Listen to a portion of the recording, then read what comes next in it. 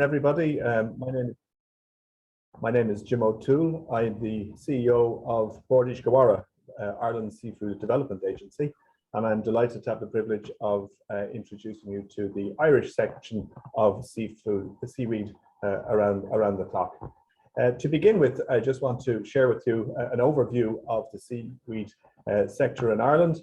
And Ireland has, we believe, one of Europe's most active seaweed industries, and it stems from a very long tradition of use.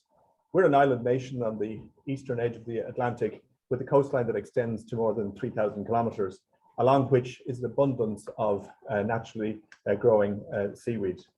And for this reason, seaweed has been part of our coastal community's tradition for many years, both as a food directly and indirectly. On the west coast of Ireland, where much of the wild seaweed grows and is found in abundance, it has been for centuries used as a fertilizer for vegetables that are grown to nourish our ancestors. It has also been burnt in what were called kelp kilns, which helped to produce a variety of products ranging from soaps to glass.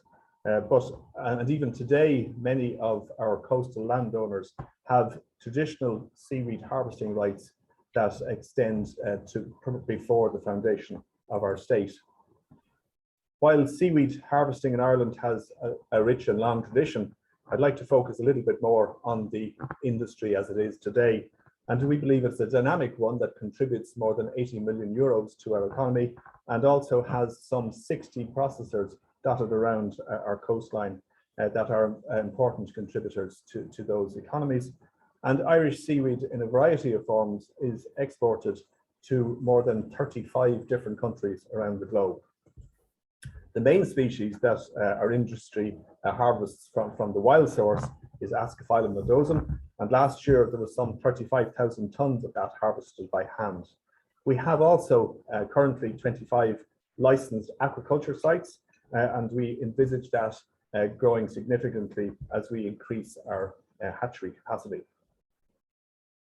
There are multiple uses for seaweed from the traditional uses that I described earlier. And now it is used as a biostimulant, as a source of animal nutrition, both for agricultural livestock, for aquaculture and for pets, but also used in the pharma industry, in cosmetics, in nutrition and plant-based foods. We're lucky in Ireland in that we have a thriving research and development community that is helping to develop and advance the seaweed sector. And we reckon that over the past decade, there have been some 35 different research projects into seaweed, and that combined, there has been more than 13 million euros invested in this activity. We're fortunate, we believe, to have significant technical expertise in product development. And as a country that is very much export focused, we believe that we have the knowledge and the know-how to try and develop those opportunities for a variety of products, both here in the European Union and beyond. And it's something that we in Bord Iascaigh Mhara try and help our industry to develop so they can avail of those opportunities. We believe also the policy environment is favourable to the development of the seaweed industry, and the EU Commission has lent its support to the development of seaweed farming and the advancement of the industry. The Commission's Farm to Food strategy makes specific reference to algae becoming an important source of alternative protein for sustainable food systems and global food security. And of course, now more than ever, those are becoming increasingly important. This gives us an impetus in DIN to work with other member states and to be part of the EU for Algae initiative, which aimed to accelerate the scale-up of a regenerative, resilient, fair and climate-friendly algae industry, as well as bringing more novel species into the marketplace over the next decade. We have been helping the advancement of the industry through collaboration with players across the supply chain here in Ireland, but also across Europe. And we work with everybody in the supply chain, be it farmers, researchers, technologists and investors. We are continuously striving to help to develop better practices for grower techniques and to explore new synergies, particularly around co-location And indeed, we work with the Marine Institute in the development of integrated multi-trophic aquaculture, where we farm salmon, seaweed and mussels together. And also we see significant opportunity in that regard as the offshore renewable energy ramps up as part of Ireland's climate action plan, where we hope to have 80% of our electricity being generated from renewable sources. We operate a seaweed development program in BIM, which aims to support existing and new entrants into our sector and to help them develop hatchery techniques, suitable grow-out systems, and husbandry techniques. And as I mentioned earlier, we see that the current 250 plus hectares of aquaculture license for seaweed being added by a further over 500 hectares that are coming on stream. And this will be significant in helping to develop the industry.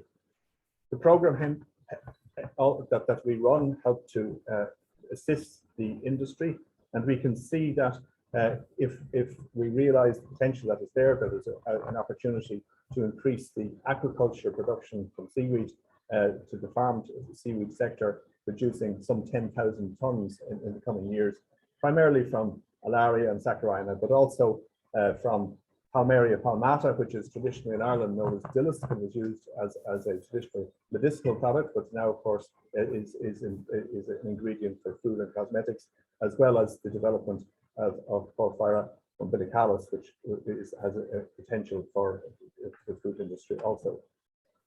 We are supporting the development of seaweed hatcheries and to help the sector to farm and to grow out seaweed, but we also are very much conscious of the need to develop a biorefinery so that we can maximize the potential for processing seaweed further. Seaweed, of course, is an exemplar of sustainable food production, and that fits very much with not only BIM's strategy, but also the focus of our whole food and agriculture industry. And by absorbing nutrients, by sequestering carbon, by not requiring feeding and having very little intervention, it is an ideal source of sustainable protein and other ingredients. So while I spoke at the outset about the long tradition of seaweed production in Ireland, I think we're looking forward to a very bright future for significant development of the seaweed sector. And that's something that BIM, that we want to work with the industry. And we will hear in the following presentations from my colleagues around Ireland of the exciting developments that are taking place in producing this truly sustainable product, both from an economic, environmental and social point of view. So thank you very much, and I'll hand you over to our next speaker. Thank you. Thank you very much, Jim. My name is Maeve Edwards. I'm not the next speaker, but I am the moderator for this very busy hour. And I'm just simply here to introduce some wonderful speakers from all around the coast, or all around the country, sorry. And first of all, we go to Cork, and we are going to talk to Priya Pollard from Bantry Marine Research Station. Hello, everyone. My name is Priya Pollard, and hopefully we can get this on the full screen. Excellent. I am from the Bantry Marine Research Station, and we are a research facility based at the south of Ireland. On the right, you can see our wonderful little facility. It's quite a remote location, and I'm very fond of it. We have different hatcheries and on-growing sites. We have 2 seaweed sites licensed by BIM right now. One is in Bantry Bay, and the other one is in Tourmore. The seaweed hatchery is in conjunction with Carlton Point Shellfish and BIM, as mentioned before. And some of our research in the past are laid out here, and I will talk a little bit more about them. So some projects that we've completed are mob fuel, where we looked at marine algae in terms of producing biodiesel, and that's where we identify the best species for doing this. Sea bioclass is where we wanted to see if we could encourage the seaweed to produce more sugar or more proteins in a certain way. And this was successfully done. Also, we're also looking at integrated multi-trophic aquaculture with a dream, again, another completed project. And we also wanted to see how marine bacteria affected photosynthesis in the marine plants with Akifot. And now on to the current projects. This one is a bit of my favorite since I am currently recruited as an early stage researcher on this project. It's in conjunction with the University College Dublin, and I am investigating finding a novel preservation technique for seaweed. And I'm focusing on ensiling. The drying costs associated with seaweed are phenomenal. So, and they also contribute a lot of greenhouse gas emissions. So my project is trying to cut down on these greenhouse gas emissions and reduce the dependency on fossil fuels for this. And it's all going to be done with a biorefinery perspective in terms of bioextraction and biostimulants. There's also the Farm for More project right now, and it's an EU LIFE program, also with UCD, and it investigates the uses of ensiled seaweed, because it's very nice to develop a novel project, but if you cannot find uses for this novel thing, then it's not very useful. Doing aquatech for feed, where we are using seaweed as an additive into fish feed to make it more novel. This also has some duckweed and insects in there, and this is geared towards improving the fish production and the product quality in general. As mentioned before, IMTA is receiving a lot of interest in terms of aquaculture and seaweed production, and Eat Fish, another European funded project, is looking at growing these seaweeds in conjunction with salmon, sea urchins, and lumpfish. And this is happening close to our Bantry Bay site. Now on to my favorite project. This one is in conjunction with BIM once again, and this species focuses on Asparagopsis armata. This started in 2018 and it's still ongoing. And this focuses on the high greenhouse gas emissions that it contributes. It's about 33% of all the greenhouse gas emissions produced by Ireland.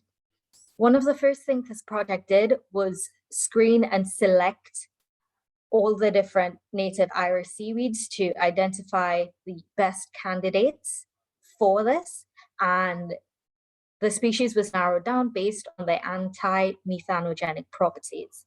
So this was screened every month for an entire year at different locations to make sure we got everything covered, and Asparagopsis armata was chosen.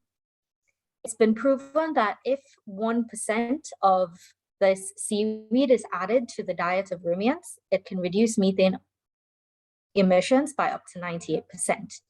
One of the first things we had to do when doing this is to close the life cycle of this species. Priya. We successfully did this. Yes, this is my last slide. And our growth trials began in 2020. And we can now successfully culture them because the life cycle has been closed. And we're also doing, in conjunction with BIM, another hatchery and we are going to do a 3-month report coming up soon. And I believe that is all for me. Thank you very much, Priya. That's a bit of a whirlwind through all the research you're doing down there. That's brilliant. So thank you very much. And please contact Priya if any of the audience is interested, because there's lots to discuss there. Moving very quickly on, but only across the bay, actually, we're going to Michael ONeill in Pure Ocean Algae. So Michael, if you have your slides ready there, that'd be great.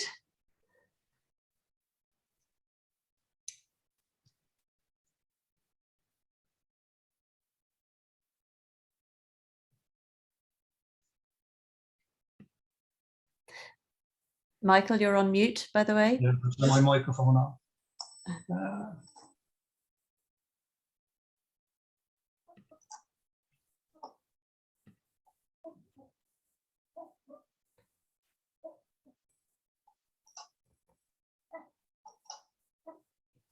You might need to share your screen again.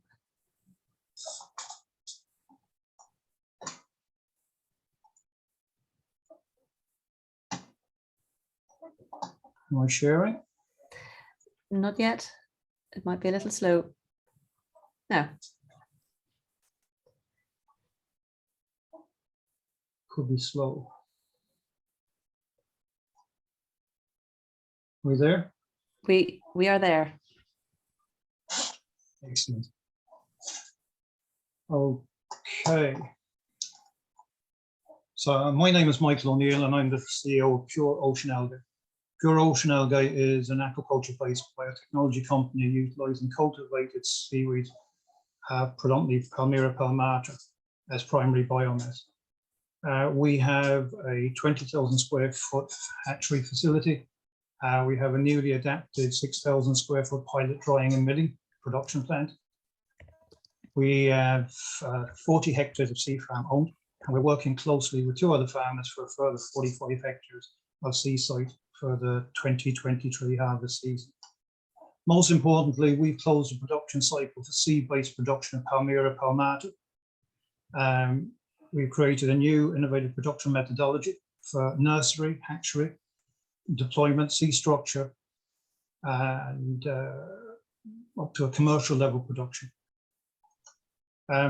We're about to commence the expansion of our hatchery and nursery facilities, and hopefully over the next 12 months, we've successfully closed a 1.5 million seed round and are preparing hopefully to launch a Series A round in the next 12 months.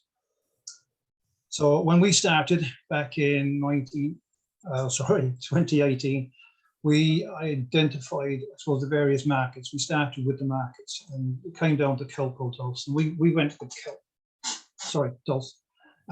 It soon became apparent that what we were trying to achieve was a little bit more difficult than we expected. But after 3 years of research and development, we've summited the various obstacles. After 3 years of research, we're finally at a point whereby we're ready to implement the circular land and seed-based cultivation of dulse at a commercial scale. So again, the cultivation model here was very important. One of the main innovations in our ability to manipulate Palmyra palmata at scale. We first had to become very familiar with the natural production process. We quickly realized that Palmyra would require significant intervention. We then developed a secondary circular methodology, which allows us to basically, we go from a 6-month linear to a 12-month circular process. Again, results in improved sporalization, improved settlement, and increased spore utilization. And ultimately, we can use this process to drive tank-based vegetative production. And I suppose the main upside there, the main benefit is that we can increase protein levels to approximately 40%. And again, this is the foundation of our business model. Business model is quite straightforward. We produce cultivation material for both kelp and dulse, and we supply to the various farmers under a supply agreement, and we buy back the full grown material for primary and secondary processing. Research and development has been key to our success to date. In 2019, we formed the Biodulse Consortium with the primary objectives of developing the commercial production process for Palmyra palmata. Secondly, to derive an extraction process, which required the targeting of certain protein fractions found in Palmyra palmata, and that can be used to create a natural management tool for type 2 diabetes. Along with our partners, the University of Limerick and the Carberry Group, we've reached a point whereby we hope to start our human trials in September this year. Michael, just to give you a quick heads up. The future, less slides. I suppose our intention is to increase our total production to 200 hectares by 2023, a mixture of dulse and kelp. We're increasing our processing capacities, drying, primary processing, and pilot scale biorefinery. We're increasing our hatchery capacity to 1 million linear meters of alaria or saccharina, and 500,000 linear meters of material for Palmyra palmata. Again, we're involved in other projects such as biorefinery projects. We're looking at land-based finfish, working with those companies, operating with offshore wind. Again, we're working with BIM, the development of seaweed-based products utilising our sea bacon ingredient. And lastly, I suppose we're back to our funding round, and we will continue, I suppose, our Series A discussions and hopefully get closed within 12 months. Thanks very much. It's a very brief overview of what we do. Anyone that would be looking for any further information, feel free to contact me at the below email address. Thank you. Thank you very much, Michael. I feel mean rushing everybody along here. But we travel now to Islander Kelp, and we are going to speak to or listen to Kate Burns. Kate, you have the... Hello, good afternoon. Yes, I'm just getting my screen share up here. Hold on. There we go. Can you see that okay? Perfect. Yes. Yeah. So right at the other end of the country of Ireland from Cork, right up at the northeast corner, we're a small enterprise farming kelp since 2015. And because we're on an island of 150 people, the rationale for our enterprise is really quite different from your other presentations. And with wonderful seas here for kelp production. We're in a marine nature reserve, and the family were in fishing, so there's a diversification project. The real ethos, the intention around setting up Islander Kelp was to demonstrate that marine innovation also belongs to local remote coastal communities, and that to try and demonstrate that kelp farming and kelp processing could be a viable enterprise that would create employment in Rathlin. And that's what we've done. Not been easy. We don't have a BIM up here. We've actually really got nobody who looks after us at all. And I always appreciate BIM coming in with help when we look for it. So there's a little picture of Rathlin, and you can see we're one of the most tidal places in Ireland, very active sea conditions. And that's great in terms of low levels of biofoul. And like the Faroes, we take 3-4 harvests a year off our ropes. And can also keep mature kelp on the ropes all winter long for processing. But I have put up this circle of activities because when we set out to do what we did, we were one of the first out of the blocks, and so we had to do it all. We had to do the license application. We had to work out what we needed location wise. We had to train people up on how to grow it. We had to explore and work out infrastructure. So, and then of course we had to have the entrepreneurial drive, if you like, or foolishness, whatever you want to call it, and of course the capacity to work at sea. And I put right in the middle of that the market. I didn't know much about the market. I'm not great at marketing, but the one thing I knew was that getting a market for us, because we weren't going into the R&D world, getting a market for us was essential. And I suppose one of the questions is should there be vertical integration for businesses like ours? We had to be vertically integrated, so we have our own kelp nursery, our own kelp lab. We're very successful now in cultivating seeded lines, and we've been selling them to a number of buyers, and we're probably going to expand that end of the enterprise. But actually, to do all of that, to cultivate, to grow, to process, and you can see the picture of our kelp noodles there, and then actually to get out into the market and sell, requires a huge amount of different skill sets. Time availability, and we have now farmed out some of the processing for our kelp tapenade and pestos and so on. We still make the noodles in-house. Our market, by the way, is all international.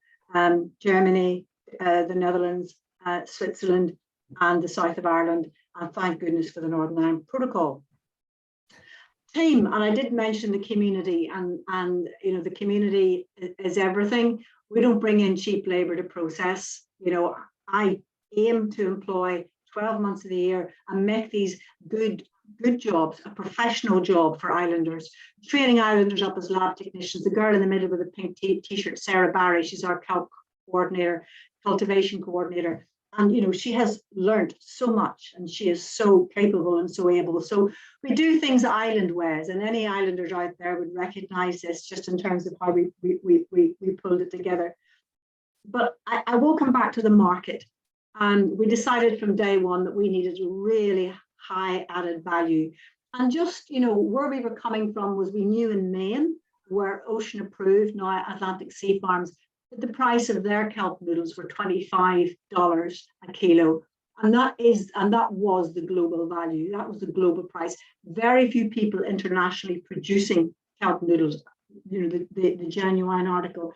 So that's where we set off to go from the beginning.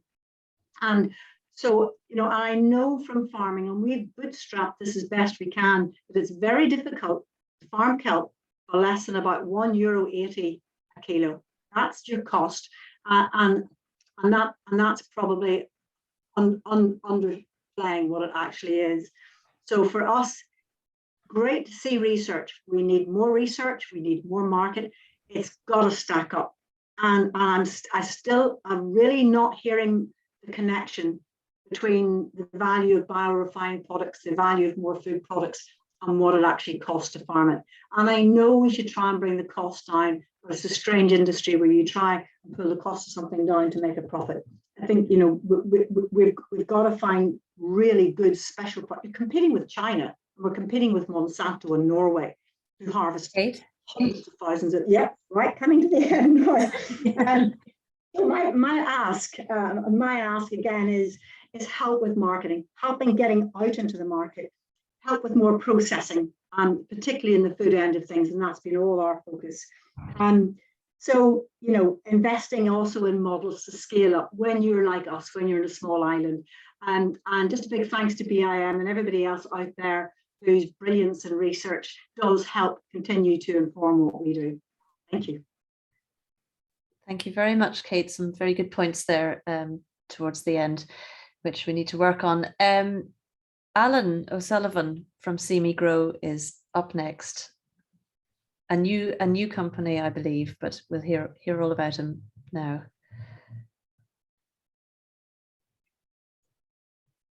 Kate, I think you have to stop sharing your screen. Yeah, that's it.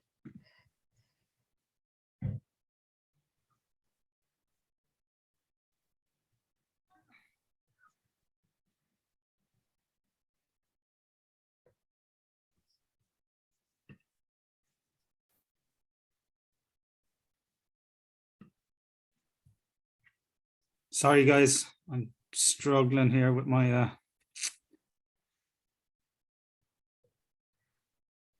Mybrit, if you have those slides ready, that might support. Yep, sorry, I do have them. Yeah, I'll do it now.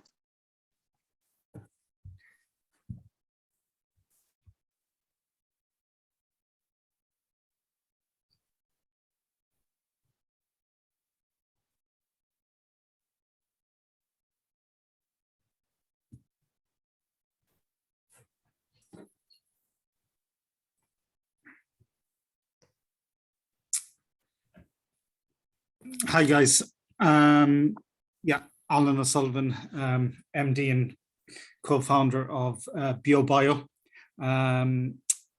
trading name is See Me Grow. So I guess our mission statement is we're linking land and sea, using green, clean and chemical-free processing technology to develop our products. So if you want to continue on, Marjorie. What I'd like to introduce in this slide is not just specifically my company, BioBio, but rather a cluster of companies coming together to share resources in terms of expertise, technology, equipment, resources, and that is Mhara, Seafair, and ourselves, which is BioBio. Henry is up after me speaking about Mhara, but basically we're a group of sister companies that operate together to add value to seaweed products. So if you want to continue on, Margaret. Again, as I said in the first slide, where our aim is to co-locate these three enterprises together to encompass the full supply chain and multi-value chains within a single biorefinery facility, shortening the supply chain, enabling facilities to use side streams, equipment sharing, closing the loop and unlocking the synergies, efficiencies, and accelerating the growth of and scaling of the 3 different companies. What I would say is Kate's point about markets is very valid. So, you know, I often see in this industry we have great scientists, biologists. We have guys that can grow seaweed at sea and harvest and do extraction process, etc. But ultimately, you have to go and sell the product, and you know, the marketing and branding that goes into selling added value products is just can't be underestimated. So, Marjorie, if you want to continue on. This slide really encompasses what we do as a company. So we use products are produced using a cascading biorefinery model. As I said, all our processes are sustainable processing principles using chemical-free processes to produce our products. We also cultivate our own seaweed. We also have a network of harvesters. But on top of that, we don't see ourselves just stopping as being a seaweed-based company. We're also looking at fish and fish waste and other marine side streams, crustacean waste to produce chitin and chitosan products. We also produce our own bacteria, which we add to our various different products, again, to add value to them. So yeah, I think we have to be innovative and creative in what we do. So if you want to continue on, Marjorie. Just a quick slide showing our various different research partners, which is vital to a company like ours to build our data, to build our efficacy, our trials, and so on, and working with some very, very innovative agencies, including BIM. So, Marjorie. This is our product range for our retail offering. So we've identified the retail sector as a sector that we've concentrated on for the last 12 months and gotten good substantial growth there. But again, as I said, it has involved a huge deal of effort in terms of branding and marketing and creating new innovative products for that industry. But again, the principle would be all based, the pillar product is all based on seaweed. If you want to continue on.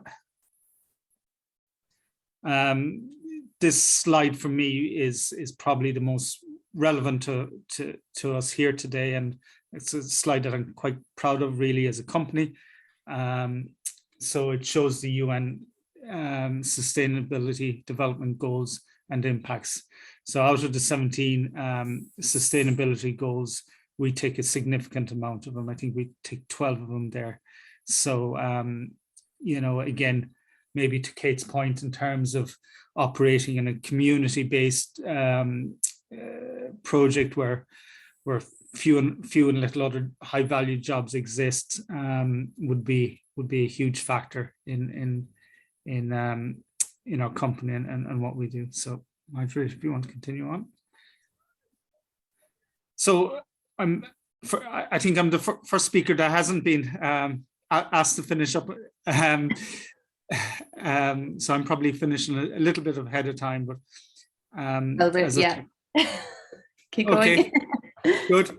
As I said, all our products are green, clean, and chemical free.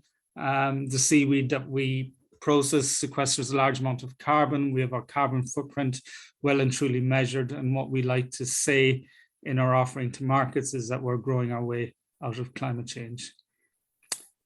I think that's me. Thank you very much, Ellen. And I really like your SDG slide. I'd like to do that for our own company and copy you completely. The Evan Talty is up next, and he's in the middle of the Bloom Festival here in Dublin and in Ireland, and he's coming from Wild Irish Seaweeds. Hi, thanks for having me. Yeah, as you can hear, it could be a bit noisy here, but I'm in the storeroom and while at the Bloom Festival here at Wild Irish Seaweeds HQ. So my own name is Evan Talty, and Wild Irish Seaweeds produced hand-harvested organic seaweeds for the edible seaweed market, pharmaceutical, nutraceutical, cosmeceutical market. It would be our main, I suppose, company target markets, and we would supply about 52 countries worldwide. We set up the business in 2009 on the west coast of Clare. There'd be long, over 100 years of a tradition of harvesting seaweeds from our ancestors, dating back to my great-grandfather on a horse and cart gathering seaweed and bringing it to markets for land. So it is quite a tradition in West Clare.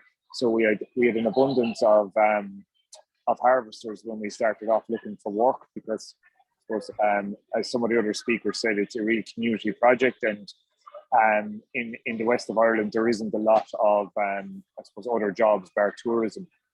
So we started off with just 2 products and supplying our local supermarkets and doing your traditional farmers markets, and really grafting it out and seeing. Go back in 2009, it wasn't seaweed wasn't something that was really on the radar, but no more than I suppose everyone that's on here has seen over the last couple of years, seaweed has become really mainstream, and it's used from companies like Nestle and Coca-Cola right through to the biggest pharmaceutical companies in the world are introducing seaweed. So for us, I suppose we would have always had the ambition to be a global leader from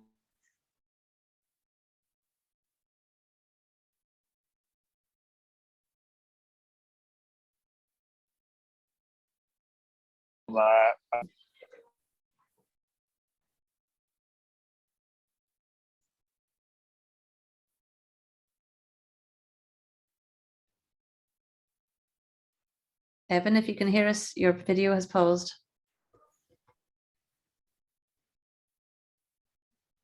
No. Will we move on, Mybrit? I think so. I think Evan has lost to Bloom. Well, yes, he's his connection has dropped, unfortunately. Well, that leads us on to stay actually in the west. We're going to hear from Reena Mara, and Deirdre Cahill is going to talk to us, and that might put us back on a little bit of pick up a few minutes. Deirdre, good afternoon. Good afternoon. It's a great pleasure to speak to you about Reena Mara, our Seaweed Cosmetics. We're based here on Spidell in Connemara on the west coast of Ireland.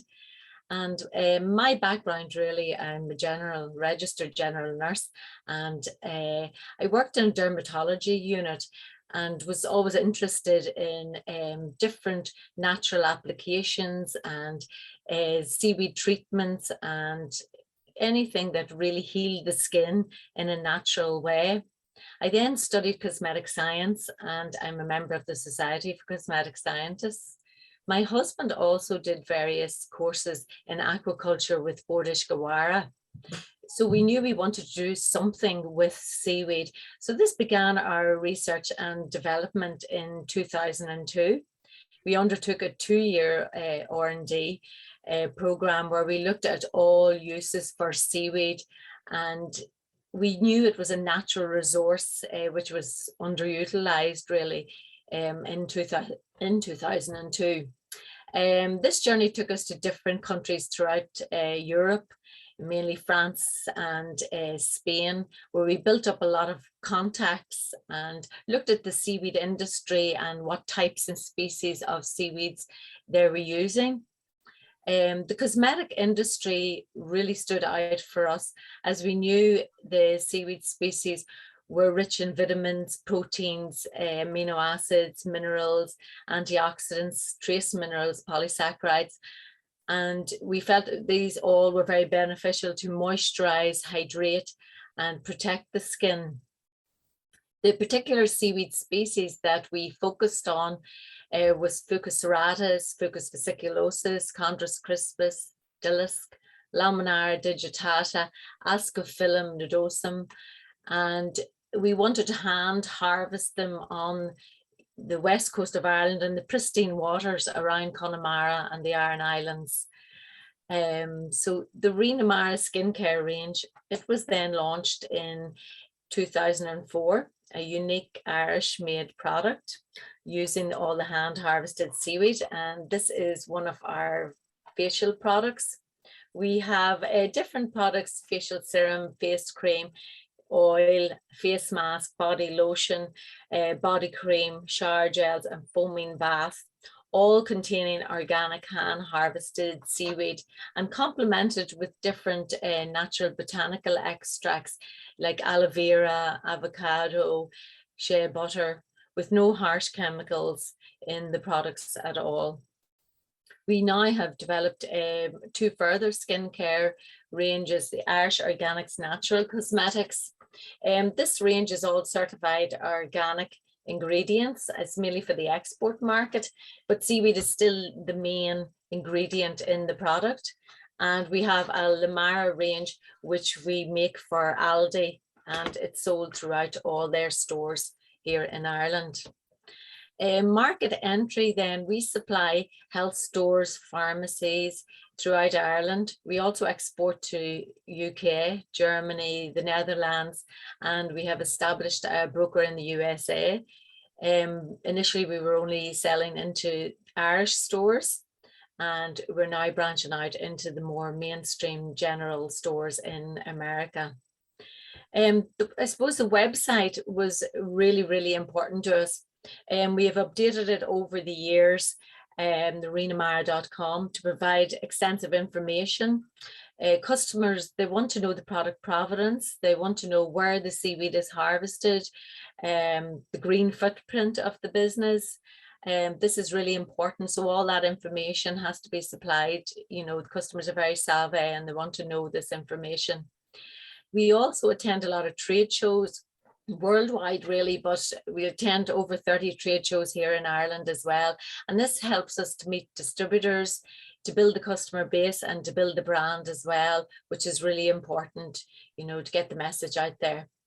And this past 2 years has been challenging with the pandemic. We did see website sales rising. Obviously, a lot of our pharmacies was closed. A lot of our sales channels was actually closed, but a lot of people were purchasing online, particularly the products like at-home spa products. Our Fucus serratus seaweed bath did very well, and Ascophyllum face mask, because people were locked at home and they wanted to use natural products and they wanted to use relaxing products. So this was a really good opportunity for us. So we began a digital transformation. Now, what we did was to improve our social media channels to help sales. So we improved our Facebook, Twitter, Instagram. We sent out posts, I suppose, given the benefits of the seaweed and the brand and the natural ingredients in the brand. It's really important for us to get the message across about seaweed and how beneficial it is in our products. So we collaborate with influencers and bloggers, and in the future we'd love to extend our range and break into new markets. Thank you very much for this opportunity. Thank you, Deirdre. That's brilliant to hear. Brilliant to hear how the development of your business has happened over the years. And we're going to go. We're going to keep with. We're going to head up the coast a little bit to Donegal, and we're going to speak to David Murran of OGT. Thanks, Maeve.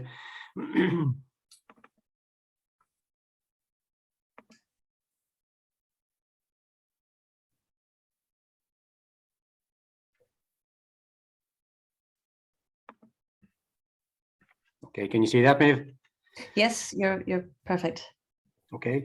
Good afternoon, everybody, and welcome to OGT. My name is David Murran. I'm the factory manager here up in the factory in the south of Donegal. And today we're going to take you on a bit of a journey to show you the business from the humble beginnings up here with 2 employees to what it is today. We have 35 people working and we're exporting to about 35 countries around the globe.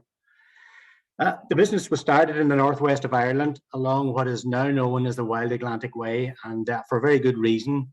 The very close proximity up here to the clean and pristine waters of the North Atlantic and the wild winter storms ensure that we have some of the cleanest and most nutritious waters in Europe and probably in the world.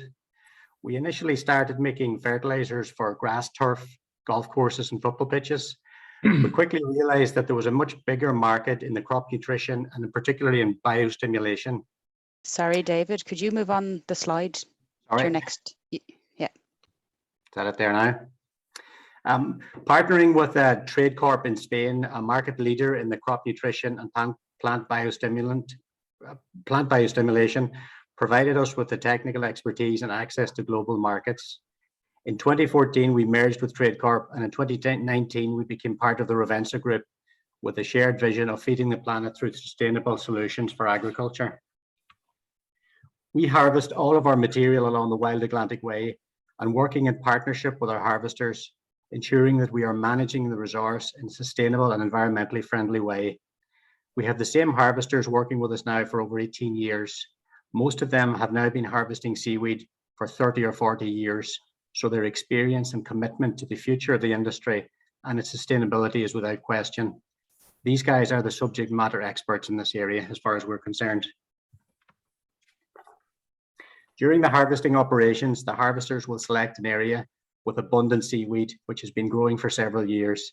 They cut it by hand and carefully removing the elongated section and leaving behind enough of the plant and the holdfast so that the plant will regenerate itself in a few years. They continually rotate their areas to allow the seaweed a chance to grow back. The seaweed is then collected into bag nets and towed to the nearest collection points where our lorries collect the seaweed and bring it back to our factory here. The harvesting of seaweed has a very long tradition in this area, spanning back for hundreds of years, where local farmers have used the seaweed as a fertilizer on their crops and to feed their animals. Seaweed has been and continues to be of vital importance to the communities in these areas. Here at OGT, we currently employ 35 people in various roles from production through to quality and sales, and are continually expanding and developing this workforce. We are very lucky to have committed people who share our vision and values as a business in helping to support the community in the area with very high unemployment. Seaweed harvesting and production is a vital part of the social and economic structure of the community, and it's critical to its development and sustainability. When the fresh seaweed arrives at the factory, it is quickly sorted and washed before being processed to ensure optimum condition throughout. Through a gentle extraction process, we remove some of the water from the product to generate into a liquid extract, which we call file green. The gentle extraction process uses low temperature to protect and ensure that they retain all the natural elements which are present in our file green formulations. The finished product is organically certified with EcoCert. David, our product, sorry, keep forgetting that. Our products are then packaged and shipped all over the world, but particularly to areas where climate stress is causing farmers major difficulties. It has a proven track record as a totally organic and natural biostimulant, which helps to plants and crops to overcome the hardships of both heat and cold climate stress. The market for our products continues to grow as the benefits are realized, and we will continue to grow with it. That concludes our presentation. Thank you for watching. Thank you so much, David. That's brilliant. We'll move on to Henry Lyons from Reena Mara next, and I believe Mybert has the slides for those. Okay, okay, Maeve. On the first slide, I give on the next one, Margaret, please. We have a summary. I thought, being the last speaker, I might be fighting against the clock. I'm also now at the bloom on somebody else's computer.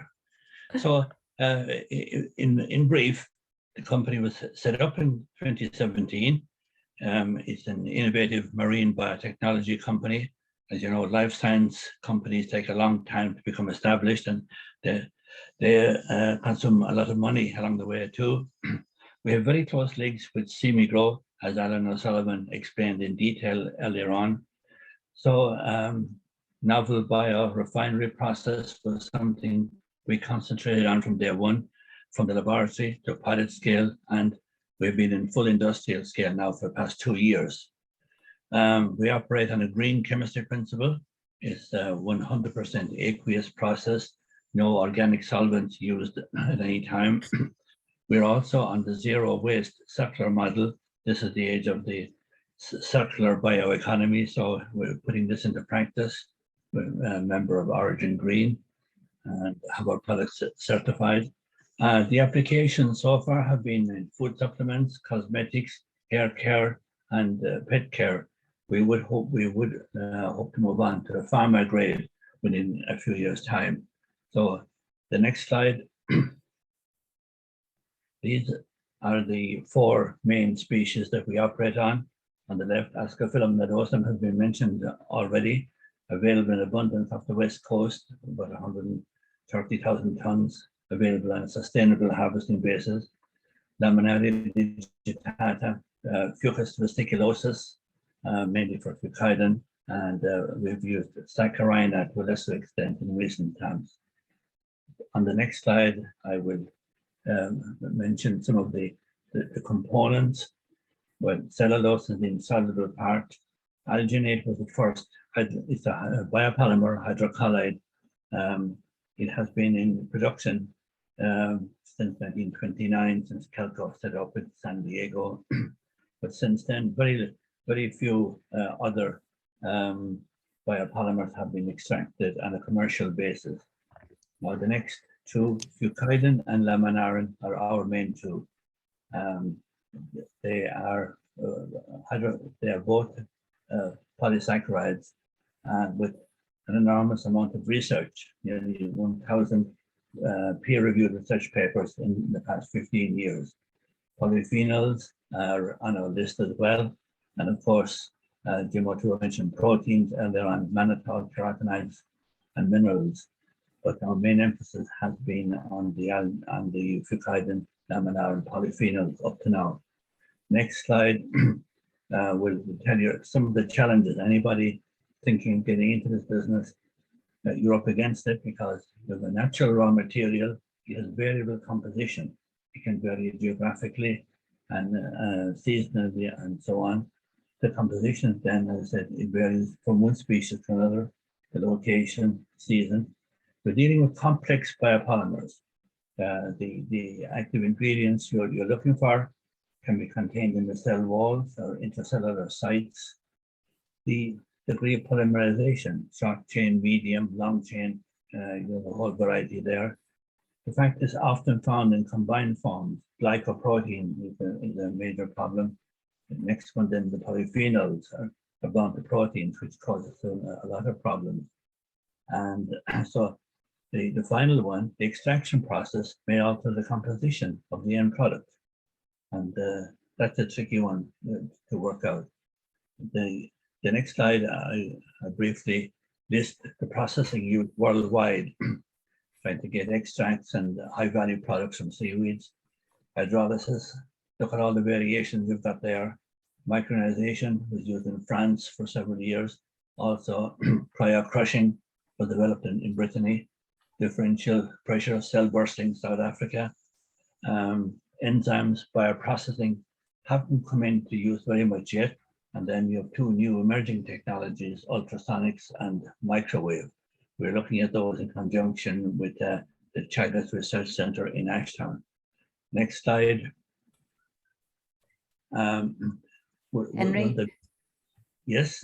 We're coming towards the end of our opportunity. The film will be on very shortly. Okay. Structured bioactivity is a major challenge facing us and several other companies. Next slide. These are our research partners. It's very important to have research partners, national and international. A lot has happened in recent years, as Jim O'Toole mentioned earlier on, big European projects, very well-funded Irish ones as well. And we're part of that scene and working with several collaborators. And finally, the final slide. These are the products. I think Alan showed some of them earlier on. Food supplements, a very interesting hair care product there. Blue Pet is for pet nutrition. And finally, if anybody wants to contact us, you've got the websites and the contact details there. Thank you very much. Thank you very much, Henry. That was really great. It's a company that I'm following with interest. As with everybody, I hope for our international audience, you can see a little bit of the variety that we have in Ireland of all the different companies. We have long existing ones, we have brand new ones, great creativity on this island, north and south. I was to say lots of many things to wrap up, but I think we have a short film coming up shortly, so I may be cut off or I have to keep it very brief. And but I think from what we can see from the showcase here today, that we are finally developing a very decent critical mass of seaweed businesses in Ireland. We've had them before, but I think really the potential is starting to be realized, which is something that I'm delighting in seeing.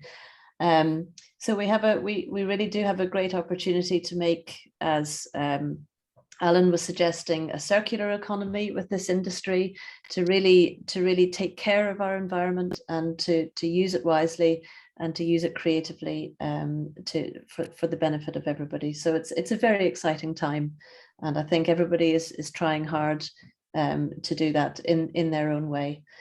So if anybody has any questions or any final remarks, I think we're probably coming quite close to the end now.